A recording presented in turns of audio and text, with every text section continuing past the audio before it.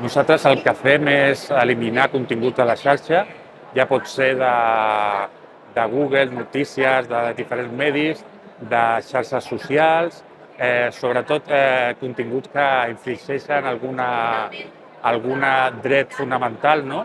El que fem és que s'apliqui la llei que hi ha al carrer, no? Que s'apliqui també a internet. A l'equip fundador portem 15 anys treballant junts.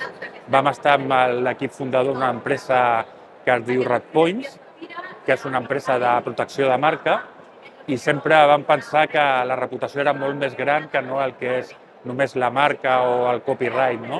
I llavors ja fa temps que meditaven el veure com podíem créixer una miqueta més, no? I vam fer RepScan, el mateix equip fundador que vam estar a RedPoints, i el que he fet en 4 anys és anar creixent, no?